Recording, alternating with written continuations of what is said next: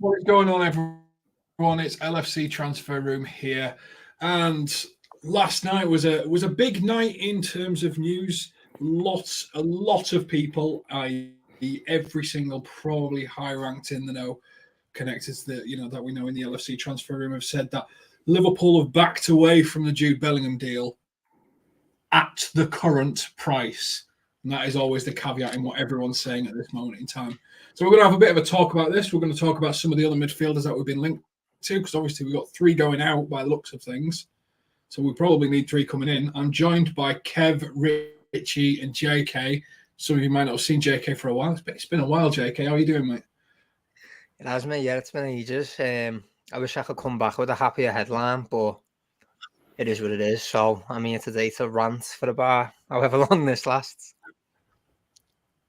It feels like you're in constant motion with the blurry background as well. It's like you're sprinting through pain.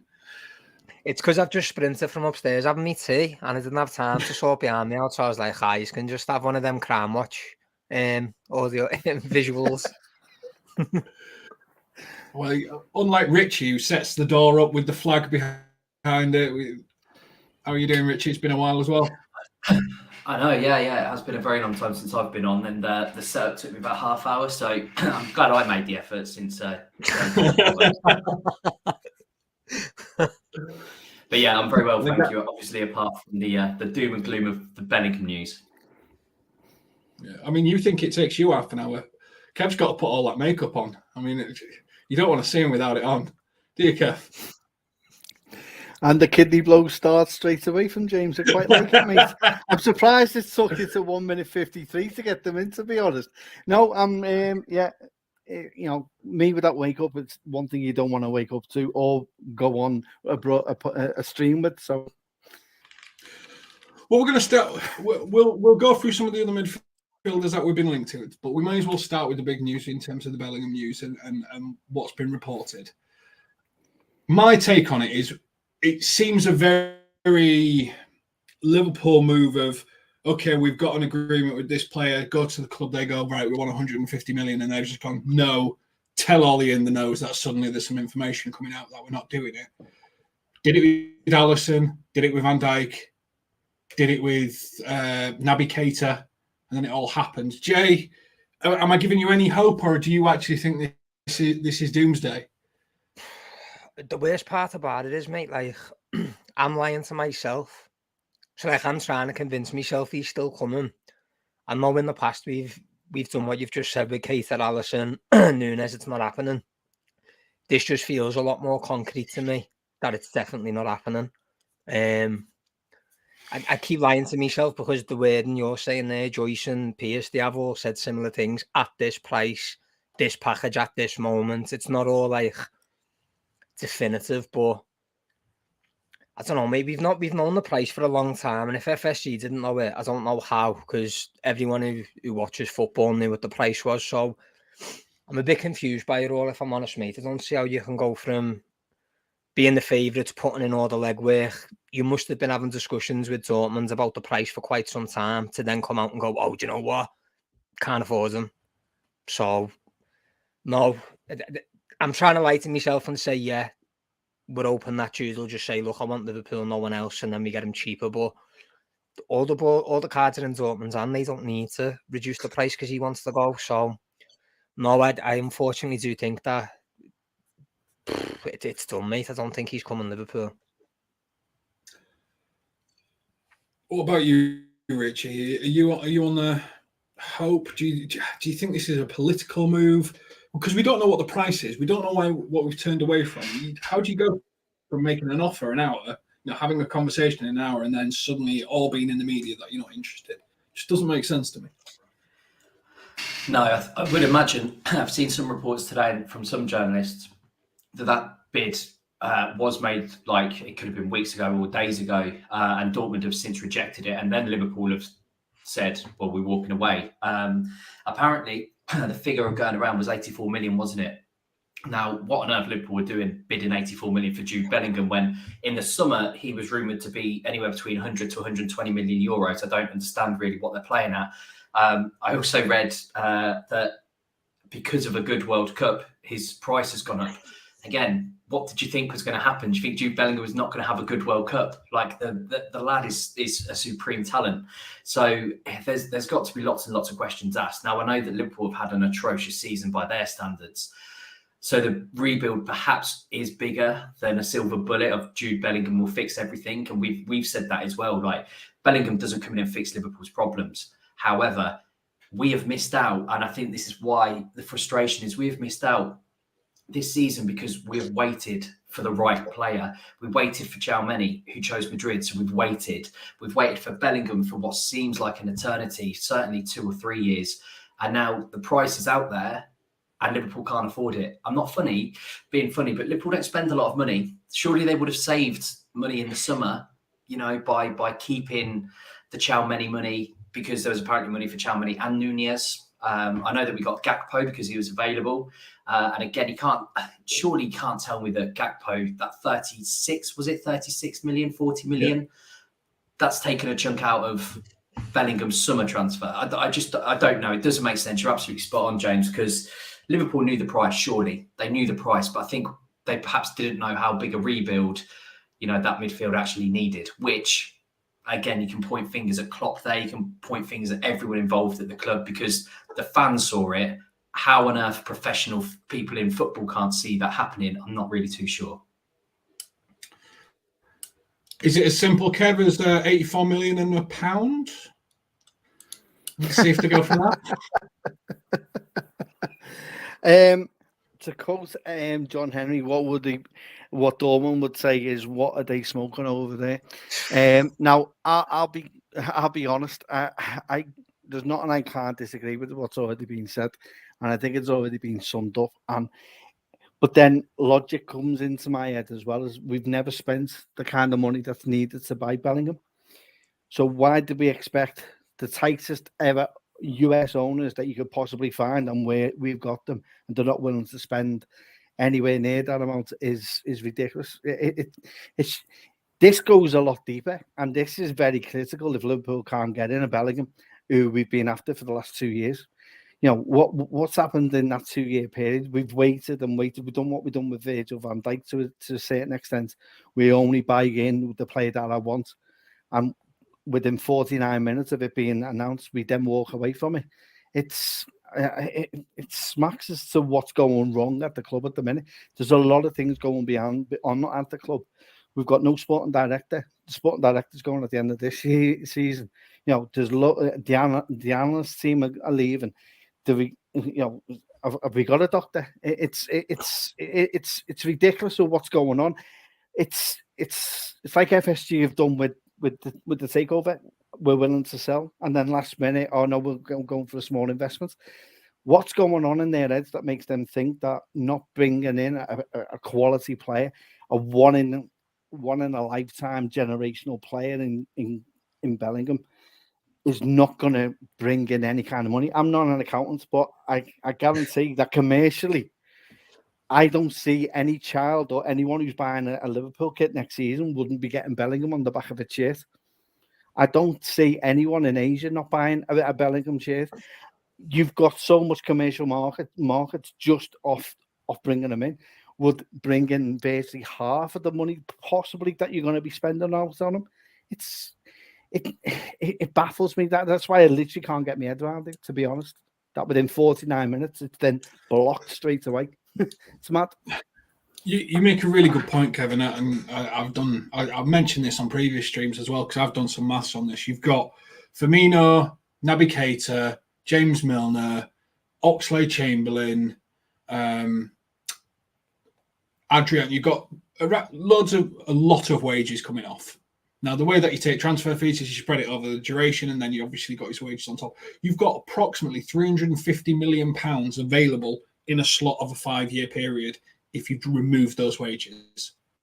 JK, why can't you make the money work? Because you're going to make you've got a player who's about to explode as a brand, and it's going to be associated with your club. How can't you make that money work? Because the money's there. Don't know why everyone's thinking it's not there, because it blatantly is. It can be worked. Why aren't they doing it? What on earth? What 20 million to get it over 100 million? Really? Are we arguing over that amount of money? I think one of the main things with it as well is it might be 100 million, but you've got to take into account his age. He's 19. He's arguably going to be there 10 years plus.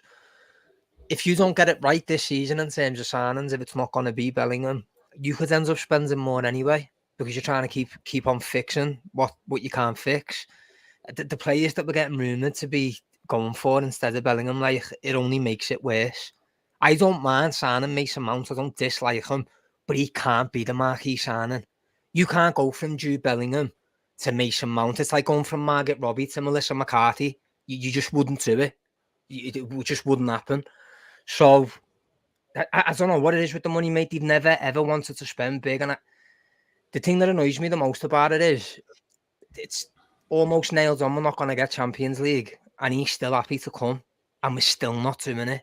Like, that type of stuff doesn't happen. You don't get players like that who every single club in the world wants to go to you, is dying to go to you, and you're not even in the Champions League and you don't move on it.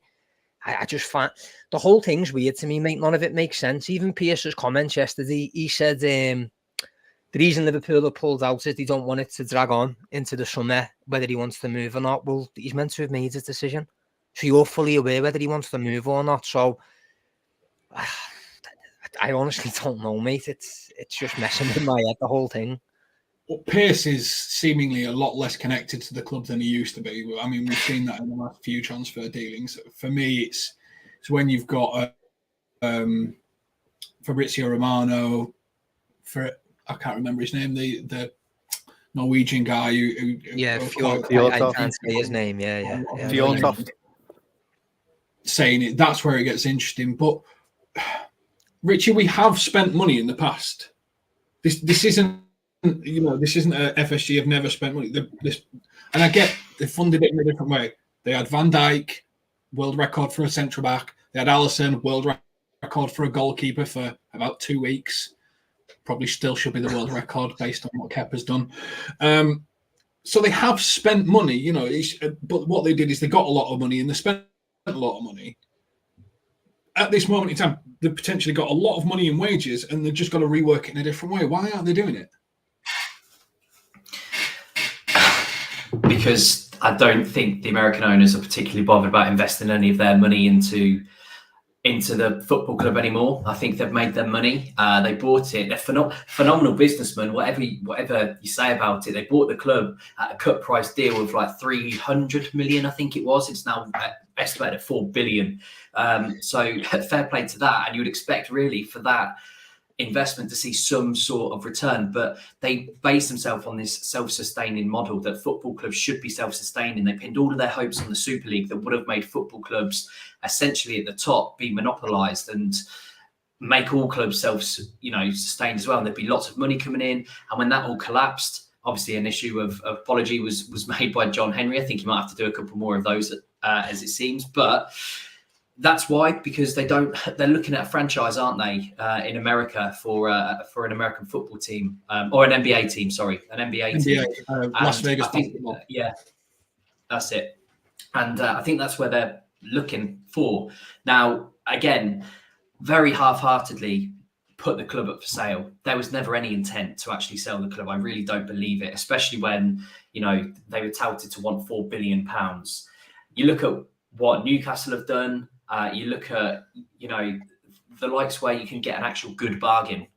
No one's buying Liverpool Football Club for £4 million, I'm afraid. And, if they do manage to sell, I think there was rumours, if they manage to sell, 33% of that or 25% and they're getting $1 billion, anywhere between $1 billion and $1.5 billion, I still can't see them changing. I still can't see them putting it into players. I can see them putting it into infrastructure like they have done with the training ground, like they have done with the stand, because that brings revenues up for Liverpool Football Club. It makes Liverpool far more better asset-wise. Transfers doesn't seem to work. It doesn't seem to happen. And when you say about the money that we've spent, it is sort of, a sell-to-buy basis. And that's what it was built on. I think since 2019, our actual spend is £234 million.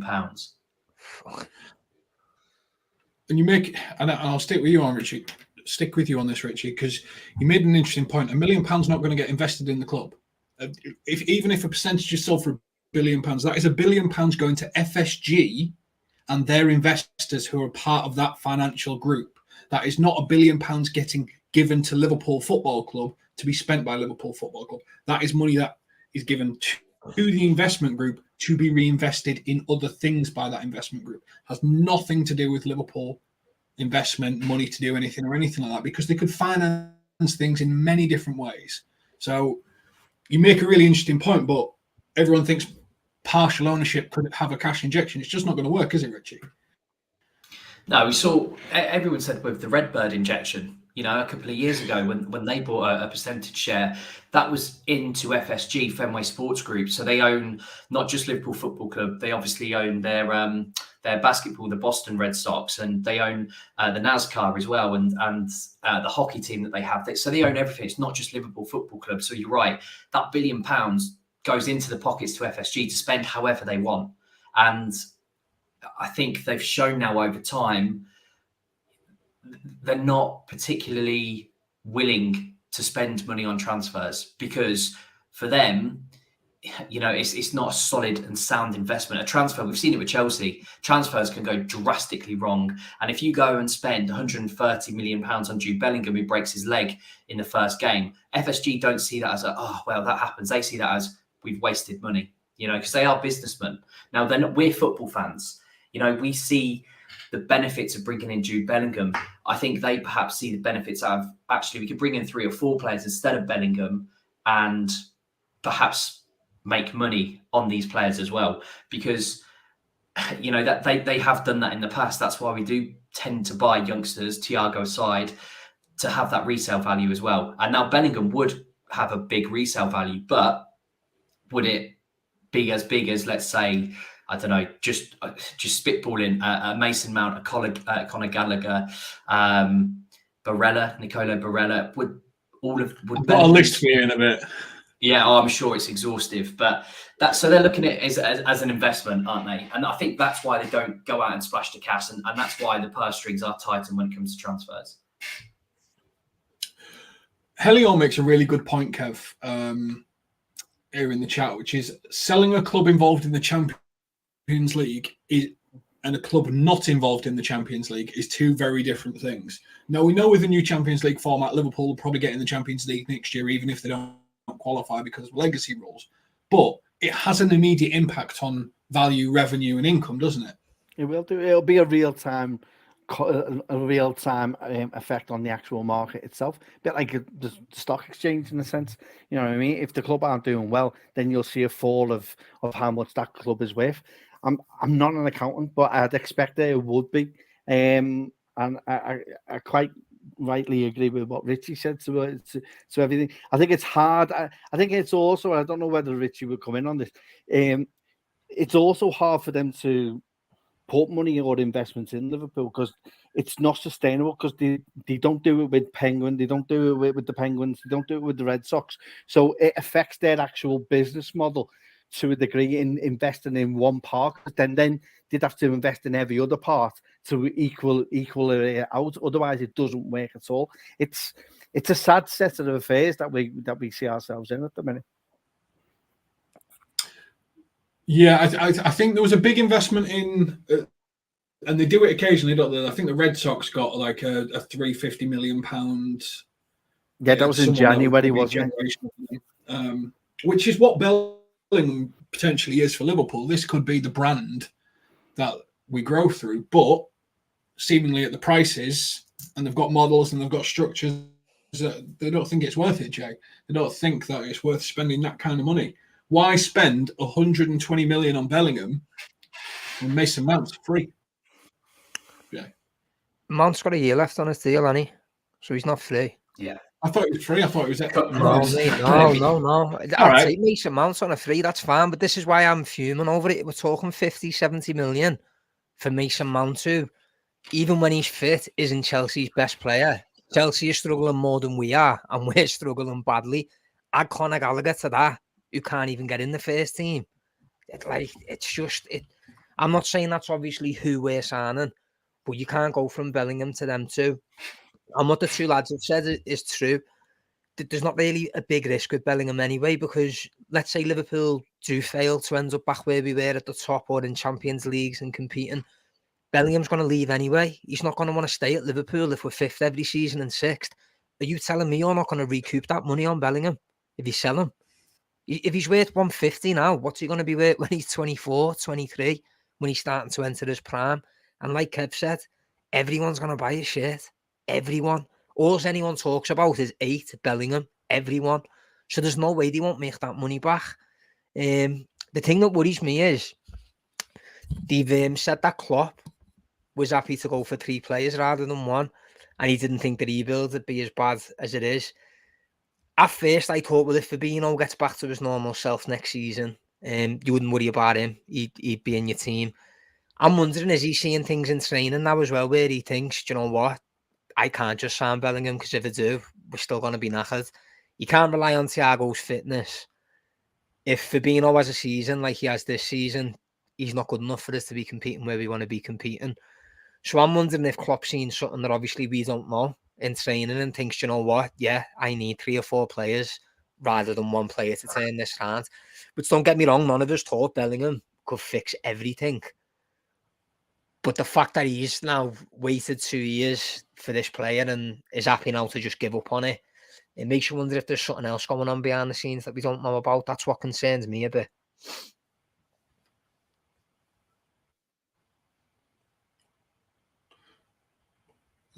Sorry, I was just reading what Helio wrote.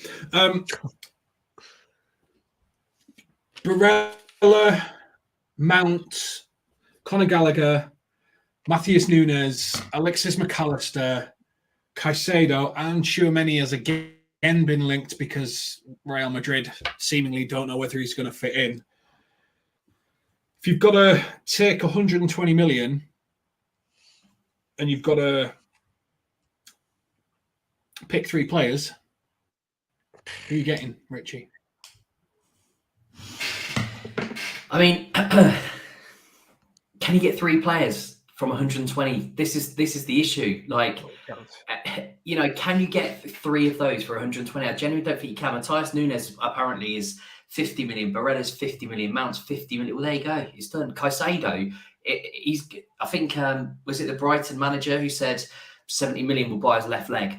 You know, and it's just mind-boggling that those who, within Liverpool Football Club, whether it's Klopp or whether it's the owners or Julian Ward, the sporting director, think that we can get those 3 of those players for 1 Bellingham. Like, it won't happen. You know, people know that Liverpool have money to spend on a midfielder, and Liverpool are desperately in need for a midfielder. They're not going to sell cheap. You know, these good quality players cheap. But if I'm going to have to pick, then I generally think that Barella and Caicedo, even 2 of them, would come in and do a really good job. And then you just pray to the gods that Thiago and Curtis Jones, etc., have decent injury-free seasons. Because I don't think you get 3 of those midfielders for 120 million. I generally don't. If I'm pushed for a third, though, I would like a Mason Mount. Okay, so Kev, we're gonna come to you, and please put it in the chat if you are new here. Please like, subscribe to the channel, and tell us which of these midfielders you would get if you had to take the Bellingham money and try and redistribute it and try and make it work. Barella, Mount, Conor Gallagher, Matheus Nunes, Alexis McAllister, Caicedo, Tchouaméni, and Ryan Gravenbach is the other one that's been linked. Oh, yeah. Gravenbach, yeah. God. 2, 4, 6, 8 midfielders. You've got to sign 3. You've got to try and make it work. Who are you going for, Kev? I'm going to throw a curveball in here. I'm going to go with the 2 that Richie said, Caicedo and Barella, for me. And I'd also go for Gavi. I'd look at what's going on at Barcelona, the fact that he is now on a what is it? Is it under 21 contract because his contract can't be given to him, so we'll be leaving on a free, and that's how you get the 3rd one in for the amount that you'd have to pay for the other 2. Whether it'll work really or not, interesting.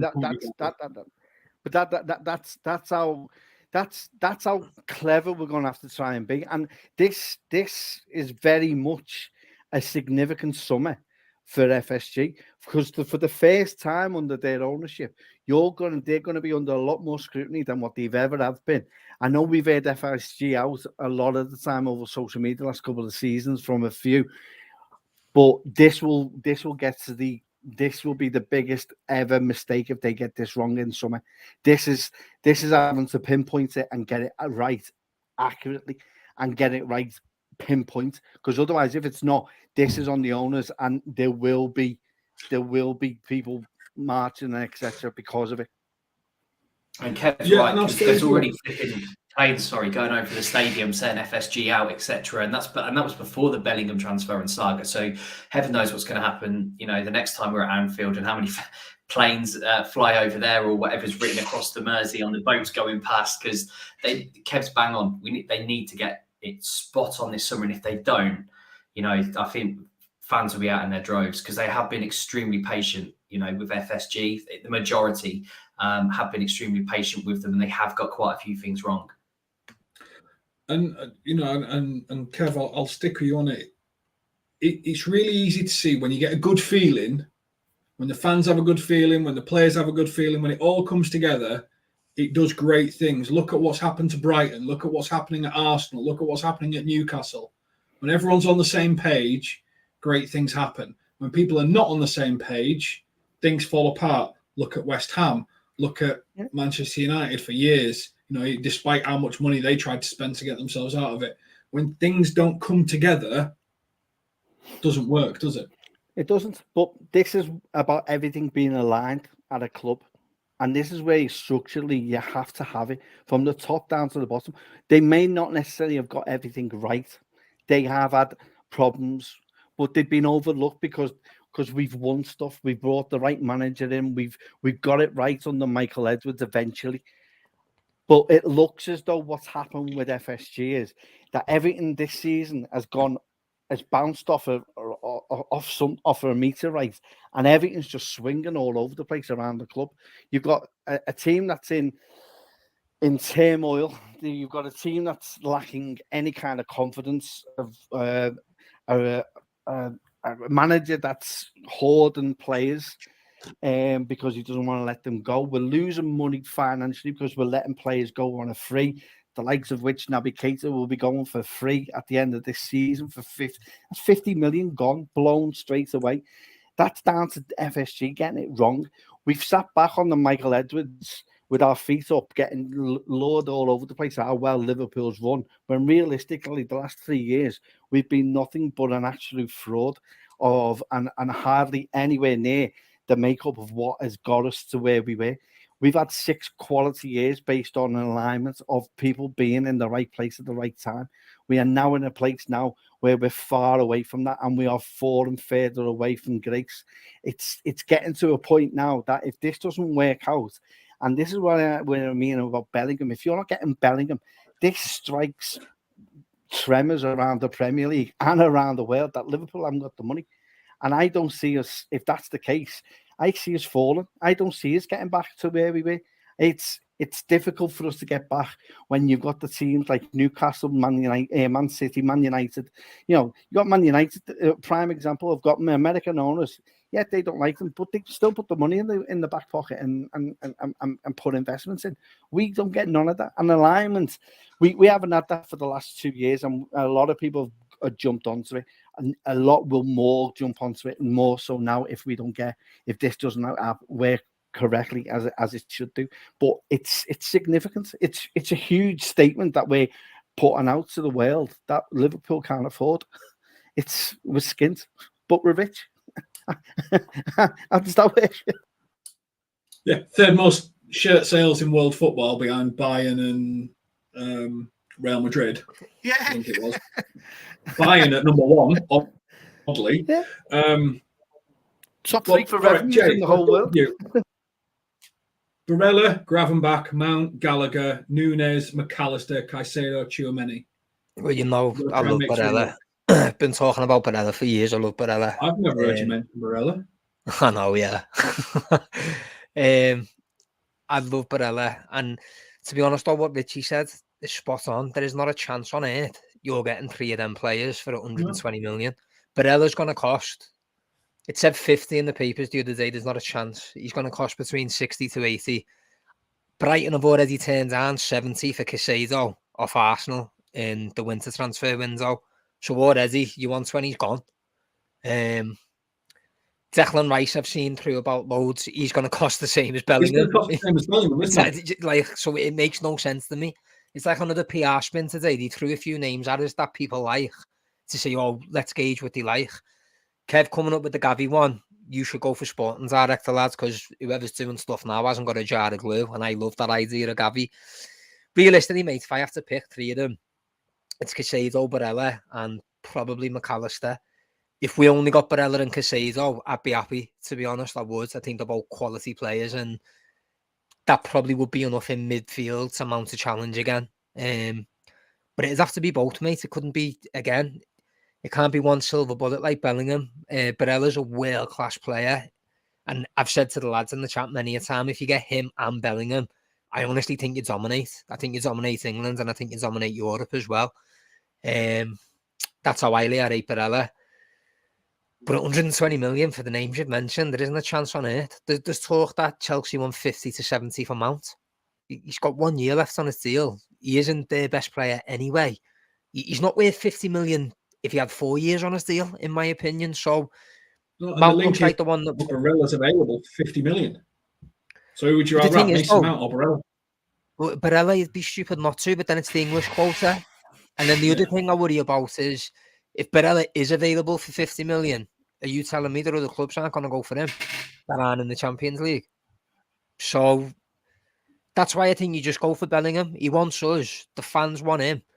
He's happy to play Europa League for a season, it seems. Why do this? Because obviously a couple of clubs are going to miss out on Bellingham. So they're going to be looking at the other options, which are going to be what we're looking at. Barella, McAllister, Caicedo. So why not just go for him? Just spend a bit of extra money. I've gone on a bit there, but to answer your question, Caicedo, Barella. And McAllister. Yeah, well, I think it's unrealistic to get 2 of them, to be honest. So I didn't even think there was a point throwing him in there. But yeah, he'd be the other choice out of all them. I don't want Mount. For the money involved, I don't want him. For a start, he's Chelsea through and through. He's been there since he was about 5. He absolutely loves Chelsea and can't get the money he's getting. I don't dislike him as a player, but he cannot be your marquee signing. Like, if it's between him and Barella, it's a no-brainer. I think it's dead interesting with Lampard coming in. I think he'll get him Mount's ear and he'll end up signing another contract. I hope so. I honestly hope so. Contract extension. It's not because I dislike Mount, by the way, Richie. I actually really think he does suit our system because he can play in different places as well. It's just, if you're giving me them list of names and Mason Mount's your main target, something is seriously wrong. Because he's nowhere near the level. I genuinely feel for any midfielder who Liverpool signed that is not Jude Bellingham this summer, because that, you know, over social media, etc., it will always be, it's not Jude Bellingham. Even if Barella comes in, who I think is absolutely phenomenal as well, you'll still have people saying, but Bellingham's better. Why don't we get Bellingham, etc.? And they'll always be compared to Jude Bellingham. It's like the Gerrard effect, isn't it? When Gerrard left and we tried to get that Gerrard replacement, I feel so sorry for any transfer that comes in that is not Jude Bellingham this summer.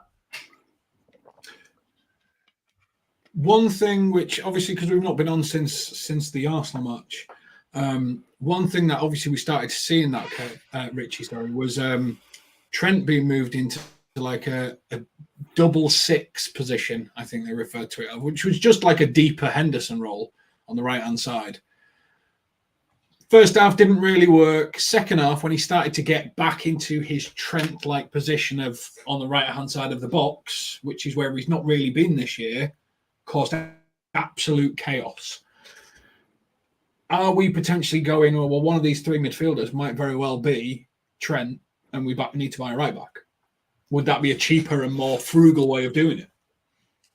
It could be, couldn't it? But as you quite rightly said, Trent's best position is out wide, and he terrorised Zinchenko a couple of times before his absolutely beautiful assist. You want Trent out wide because he's whipping in the balls, especially with the height that Liverpool have now in Gakpo and Nunez up front. You know, he's far more potent out wide than he is in that inverted fullback position. If you're going to play Trent in the middle, I'm not really too sure whether it could work in terms of, you know, Calvin Ramsey, the project hasn't quite taken off because of injuries. And I do think that, you know, when we did see Calvin Ramsey, the limited times, he did look really good. And it is such a shame that that's not worked. So it could be, I don't know what right backs could do, anything that Trent could do. And that's what the issue is. You know, Trent gets compared to the likes of Cafu. You know, there's not another Trent Alexander-Arnold in the world. And the reason why I think he's got exposed so much, and I don't want to put blame on anybody really, because I generally don't think that Jordan Henderson should be playing every single game for 90 minutes at his age and the miles that he's ran for Jurgen Klopp. I don't think he perhaps expected that either. But the reason why Trent was so good for so many years is because Henderson in that 6 role moves across to the right when Trent goes forward, and Hendo plays half the game as a right back while Trent is just free on that right-hand side. So again, you get in, I don't know, let's say Barella to play on that right-hand side and can do a similar job to Henderson. You know, you're going to see the best out of Trent Alexander-Arnold again there. So is it easier to retrain Trent as a midfielder, because he's not played there since the academy days, and then have to find a right back? Or is it just easier actually to buy a decent, well-established midfield that can cover for Trent when he goes forwards? Well, with that, boys, wouldn't it be one of them as well? You know, if Trent does move into midfield, couldn't Fabinho move back into centre-half like he did the season we struggled? Because it's his legs that have gone. It's not his knowledge of the game. It's his legs. If he played centre-half, he's not doing all that crazy running. Trent can I'm go not going to into... start talking about 3 at the back again and using Fabinho as that sort of linchpin and giving Trent a free role, because it's so obvious we should have done it this year. I'm amazed he's never changed formation. Fabinho, he was a right back for Monaco as well. Fabinho was actually a right back. You know, and Gomez. I actually thought Gomez. I can't remember what game it was where he played, where Trent was obviously dropped, and he played right back. I thought he actually had a decent game at right back. Gomez. I'd much rather see Gomez at right back than I would at centre back. So again, there's another option there, I suppose, if you want to be a bit more defensive. That's what I was getting at. If you threw Fabinho centre half, Gomez right back, and then Trent's got the option to move into midfield, I'd even arguably like to see him play right wing sometimes. So then he's got no defensive responsibility properly. He's still got that delivery still on the right side, and it gives you the option to drop Salah for a game sometimes, because Salah's never gets dropped ever. I'm not saying he should be dropped, but you know, when's he get his rest as well? I'm not saying Trent's long-term position either should be right wing. It shouldn't, but could that not be done every now and then? I'll tell you who had a great game covering. It does. And a great game covering was Konate coming across for Trent. I thought he was phenomenal in that second half and part of the first half as well. I thought he was brilliant, you know, coming across. And again, if he could do that and Hendo or Fabinho come back into Konate's position, it's almost like chess, isn't it? Like Trent goes up, move Konate across, you drop Fabi down or Hendo down, and then you've got a double overlap there on that right-hand side and nutmeg Zinchenko and happy days. Kev, but I think one of the things we've identified here, and we've talked about this a lot on the stream, so I'm not going to labour the point too much, is when you look at the right-hand side of Liverpool, Salah, not a massively defensive player. He does his job when he needs to, but not like Mane when he used to defend or punch people in the face, which is a great comment. Trent, not a big defender. That's not his primary, you know, attribute. And then the right central midfield has either been Henderson, who should be better as a defender, or Harvey Elliott, who is also a terrible defender. They're all more creative players. When we start to talk about a midfielder for Liverpool, should we be saying, do you know what? Let's get Moises Caicedo in, sit him on the right-hand side of central midfield, and just get him to annihilate anyone who dares attack that area. And that just gives Trent and Salah freedom to do what they want. Well, that's the problem you've got with a team that is playing a gegenpressing style of football with an aging squad. It doesn't work. Coaching-wise, it doesn't work. It never has done. I don't know any coach who would turn around and say, "Well, that you're playing the best." You have to play to the. You have to be flexible. We haven't been flexible this season. There's times this season where Bessich should have been played, but we haven't risked him because we thought he wasn't ready. He's shown glimpses of what he can actually do, and I think it's a shame that he hasn't played as many games as he had, because I thought we needed that kind of engine in there. We needed someone who could just run around and just go, right, you just cover anything on that right-hand side, get Hendo out of there, and just let him do those little tail and get involved and do his defensive work. That's what was required. But what do we do? No, we put square pegs in round holes by putting Harvey Elliott in the worst possible position for him. And then all season we've been trying to find a position for him in that midfield that doesn't compensate him coming back and defending and helping out. It's gone into a complex issue when it wasn't really. It was very simple to address. It's just that we haven't took the risk, like we haven't done in the transfer window. Took a risk and see if it worked. Instead, we've just laid back, loyal it on a bit, try and put players in that don't actually work, and then get to a point near the end of the season. Go, do you know what, we should have done that? I think that would have worked. It's ridiculous. It's hard not to. And all you need is an engine player. You don't need a quality out quality player to cover for Trent. You just need someone with a boss engine on them and is good defensively, and that's all that's required. It doesn't have to be equals MC squared with everything. It's just got to be him, and then you put a Bellingham alongside that, and that's when your quality comes through. You can't have quality players in every position. You need those hard workers. You need those Ronnie Whelans. You need those John Walks. You need those players that will come in, Steve Nicol, who will come in and are versatile, will do a job, and will maintain the level that's required. At the minute, we don't have that. We have a big drop off, and especially creatively when Thiago doesn't play. And it's been proven. Look, when Thiago comes on against Arsenal, we started creating a little bit more. We looked a lot more energy. We looked a little bit more confidence. It's too little, too late in my eyes. Do you know what I mean? It's just madness. Random side question for you, Jay. Who is our most athletic midfielder? Not fittest, because we all know Milner wins lactate test, blah, blah, blah. Yeah, all right, you fit. But who is the athletic one? Who is your Moises Caicedo, who just will sprint in at full pace for an entire game and not die? Who is the athletic one in our midfield? He doesn't exist who would anymore. win in the race? He doesn't really exist anymore, I don't think, mate. Thiago's not a runner. Henderson, if he's not playing 3 games a week, maybe he can do it for a game, 60 minutes. Then you've got Milner, 37, Fabinho, legs gone. Harvey Elliott, who, even when he's sprinting, he looks like a cartoon, and the feet are moving, but he's not. Not quick, is he? No, like his feet are moving, but his body isn't going with him. It's mad. Arguably, mate, I'd say Bessich. He seemed to be, when he was playing, he was the one who was getting up and down the pitch. And I think the reason we did improve slightly when he was in the team is because he was the legs that we didn't have. He was doing the dirty running that no one else should do. And Kev hit the nail on the head about having a player who does the dirty work. It's like a Makaleli or a Kante. You haven't got to do amazing things. You're just a destroyer. You win the ball and then you give it to the players who produce the magic, which is why I still think we should have went for Jude. You can buy a destroyer alongside Jude. That can be done. Kone's another one from Gladbach who weren't in the list. We should be all over him. Yeah. One of the happiest memories I've got is just seeing Mascherano sprinting to the corner with a fullback at full pace, knowing he was just going to throw himself at it. We don't have that at the moment. That's what you need, a destroyer, just someone who's happy to throw the feet in and do the dirty yards for you. Thiago pass the ball to Alonso and then voila. Yeah. But this is the thing, Richie. Thiago can tackle because Thiago's got it all in his head. He's a very smart. I think he tops Liverpool and pretty much most of them. Well, pretty much every midfield stat: passing, tackling, interceptions, the lot. But nobody else seemingly makes last man tackles. And you look at our attack; it's got some good athleticism to it. Defense, you've got Kanate, and there's a few things we need to fix, but there's some good athleticism there. It's just we're not athletic anymore, are we? So we can't be a gang press team, and we're not good enough to be anything else.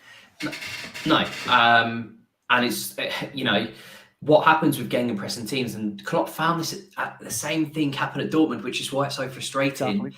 is that you can't have the same gegenpressing team for 4, 5, 6, 7 years because their legs are shot to bits. I read something that some, whether it's true or not, some scientist research said, and they said all of the running that Fabinho has done, etc., his body's more like a 36-year-old, because of that pressing system, and that's why players in gegenpressing systems or in any football system, they have to be recycled. They don't stay there until they're 33, 34, playing the same way all the time. Gerrard had to drop deeper in his later days. It happens to everybody. You don't see Messi. Messi was a prime example in the World Cup. Messi only moved when he had to, and he was so good at doing that. If you just watch Messi, he would walk for long periods of the game, and then as soon as the ball got to his feet, boof, explosive, because that's what good players do. If you're asking Henderson and Milner and Thiago, who's never been an engine, and Fabinho now to be running non-stop for 90 minutes, 2-3 times a week, they're not going to be able to do it. And then we leave the spaces, and then you leave the gaps, and then that's where you obviously get exposed. And that defensive high line doesn't work anymore because your midfielders can't press. I think in the Arsenal game, Trent was in the centre forward position at one point because he was the only one pressing. Yeah. And that's our right back. And then you've got Gary Neville, the little rat on commentary, going, "Oh, what's Trent doing up there?" Because that's the system, but no one else can do it. Like, there is no athleticism in there. And I think Jay was bang on. Bajcetic goes flying in, doesn't he? And that's what I love about him, because until, Robbo got chinned by the linesman, we don't really see any tenacity. We saw it with Bajcetic. We saw a bit of tenacity. We saw a bit of bite in there. Thiago's really good at biting as well. Fabinho, I always used to want him to be like Fernandinho, those tactical fouls, get booked. Now when he gets booked, it's because he's clumsy and because he's mistiming the tackles. They're not tactical fouls. They're not those Fernandinho little fouls, the Casemiro fouls, the Busquets fouls. They're fouls because he's tired and because he's clumsy and because he's perhaps a bit leggy, bless him. But Gini Wijnaldum was absolutely fantastic, not just for his footballing ability, but his availability and his general fitness as well. You've seen him now go from Liverpool, and he can't find those levels again, probably because his legs are shot. Sir Alex Ferguson had it. Yeah, there's not very many players who, not very many players who leave Liverpool and do a lot better. I think perhaps in recent memory, Luis Suarez perhaps is one of the only ones to actually go and do it. But Sir Alex Ferguson hit the nail on the head. Recycle. Yeah, he did all right. So Alex Ferguson used to recycle every 4, 5, 6 years. And that's what Klopp never did, And people say it's because he's too stubborn and too loyal. Maybe he doesn't have the resources. But either way, Kev's right and you guys are right. You can't play a gegenpressing system with 30-plus-year-old midfielders chasing down a game. Now, I'm going to finish just talking about one more midfielder. And I don't think he's the athletic midfielder that's going to solve all the problems. But for the last 2 games in a row, Curtis Jones has started, Kev. And I think this is probably Klopp's looking at it. This is your window to prove that you can be worthy of this starting 11. Do you see it that way? Do you think this is his little window to prove his value to the team? And if he can't pull it off, then it may be time? Sadly, he's a squad player for me and always will be, no matter what he does in this last 10 games. I think he's come in, he's done the job. He's actually being played. I think the thing with Jones on Sunday, what I see is I see a tentative player at first who then grows into position and then plays well. And he played well second half for me. For some reason, his confidence is shot, and I get it. I think the problem with Curtis Jones is that he's never had the opportunity what Foden has, which is playing with quality players week in, week out. Instead, he's been playing with mediocre players, the likes of Oxlade-Chamberlain at times, and Adrian in goal, and Nat Phillips at centre half. He comes in within games that you think, all right, he's playing. And he's never been played in his right position for me either. It's a shame, really. It's a shame that he hasn't had his quality hasn't been able to carry on from the academy level into our starting 11. I'd see him more as a squad player for me, and personally, I think he needs to go on loan, or if the money's right, sell. Sadly. And this is the thing, Jay. We're getting to that point now where we need a homegrown midfielder, so there's a good chance we just keep him for squad numbers, especially losing Milner and Ox. Yeah. But I do think, what do you think? These last run of games is an opportunity to really sort of show how you can contribute to the team, because we're not fighting for, it looks like we're out of top 4 race. So this is just surely an opportunity to develop players like Trent in a midfield role. If you think that's his future, give him the games, give Curtis the games, see if they can blend into this team almost. I think if you're Curtis Jones and you can't get a run in the team now, you've got to be asking yourself, when do I? Because we've struggled all season. The whole midfield struggled all season, to the point Bajcetic played as many games as he did, and he deserved to play that amount of games. But had that midfield performed the way it should be, he'd never have even probably been on the bench or looked anywhere near the squad. For me, I thought Jones was far too safe against Chelsea. Everything was sideways, backwards. Neat and tidy, didn't lose the ball, but he didn't do anything that warrant losing the ball. I was impressed with him against Arsenal. I thought he was positive. I think his main problem is he's not brave enough. He's got the ability to play forward passes and he's got the ability to beat a man. I think he's too scared to. And to be honest, the way our social media and our fans batter him, I'm not surprised he's a bit scared of playing a brave pass, because he probably thinks, if I play 1 or 2 bad passes here, I'm getting destroyed when I'm not playing. If I actually do something bad in the game, how bad are they going to get me? But you've made a very good point, James. I agree with Kev. I don't think Curtis Jones is ever going to be a starting 11 every week type of player. I don't. But I also don't think we sell him purely on the homegrown quota. So I don't think there's any way he goes next season, especially when we're talking about signing Mason Mount and Conor Gallagher just for the sake of the homegrown quota. And if you ask me, I'd rather keep Curtis Jones over Conor Gallagher, to be honest. I know Gallagher had that really good spell at Crystal Palace, but who's to say Jones wouldn't have done that if he'd have had a year at Palace? So I think it's more a decision for Jones to make than the club. Because like I say, if he can't get in the squad now, when do you get in? Because if we're going to sign a whole new midfield the way we're meant to be believing, Barella, Casado, whoever it may be, he's not going to get in again because they're going straight in the 11. So I think it's a decision for Jones to make. And he's got a couple of games left now to try and impress. I don't think he's done himself any problems at all against Arsenal. I was impressed with him. But he's going to have to do that every week now if he does keep his place. And Rich, I'll finish with you on it. I think, for me, what I've often seen with Curtis Jones is when he's expected to run a game, like in the League Cup and stuff like that, he can really stamp his authority on the game and can control it and play it really well. When he's expected to be a support act, he seems more tentative and less engaged. But at the age of 22, he's going to play second fiddle in the squad player. He could potentially do his career more damage than good. Where do you sit on the sort of Curtis Jones problem? Does he give it one more year, one more go?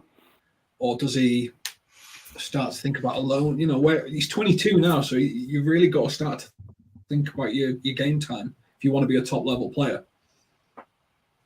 Yeah, absolutely. And what is Curtis Jones's position? I think that's what the issue is. Is he a left winger? He's not quick enough. Is he a number 10 because Liverpool don't play with a number 10? Is he number 8? Is he number 6 because we've seen him play there as well? So we're not seeing him in a natural position and a consistent position as well, because he does get swapped about a lot. I think that Liverpool will keep him.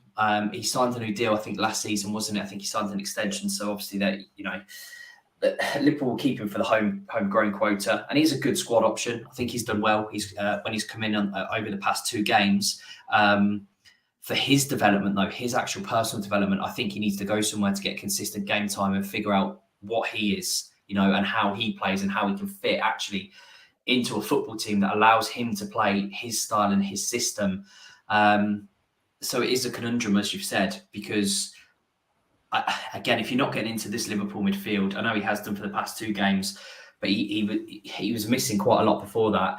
If you're not getting into this midfield now, you're probably not going to. And this midfield is perhaps the worst it's been for a very long time, certainly under Jurgen Klopp, which again, I don't want to bring up another name, Fabio Carvalho. If he can't get in here, into this team. Surely he must be kicking himself with this move as well from Liverpool. He could be, still at Fulham, performing better than Liverpool and actually playing games as well. Yeah. So it's another one that's probably, kicked him in the teeth quite hard, because he's been non-existent since really that Newcastle goal.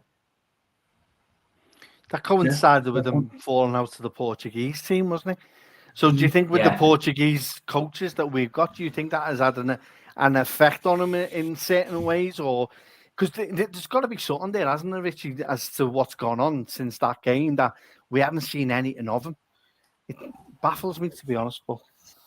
Yeah, ever since he said that he didn't want to play under 21s for Portugal, I know Klopp perhaps won't like that, because Jurgen Klopp he does come across as a player who's like, he wants his players to be respectful. He wants them very, very grounded. And it is too much of a coincidence for that to have happened, whether Klopp said something and then Carvalho said something back that Klopp didn't like and he's giving him the Sacco treatment, as we've seen him do before. Something doesn't add up, because I thought Carvalho was actually really exciting before that. I thought he was... he looked to be a really good buy and a really good, prospect for the future and for now. So again, if Oxlade-Chamberlain's coming on, who's clearly leaving in the summer and who's been in and out of the team since his awful injury, then again, Carvalho if he's not getting in now, I think he's got to make a couple of apologies or something has to be going on for him to get back. He doesn't seem to have the arrogance that Sacco had, though, did he? That big I am. Because that's what Klopp clashed against. He seems quite a humble guy. It's either personal to Carvalho and no one's talking about it. Something personally is going on and he's not in a good place to play. Or, as we speculate, it's probably something to do with Klopp, and it could also be development. They want him to develop into a particular position. You just don't know. But this stream's been all about the shutdown of the Jude Bellingham transfer rumours. JK still lives in hope, but wants Barella. Richie doesn't think that we'll be able to... thinks that we'll end up with Mason Mount, but he's also wanting Barella and Caicedo and Kev is just happy to be here, right, Kev? Cheers for another kidney blow, mate. Thanks for the kidney blow yet again, James. Thank you. This has been LFC Transfer Room. Thank you very much to Jay, Richie, and Kev. We will catch you again soon. Take care.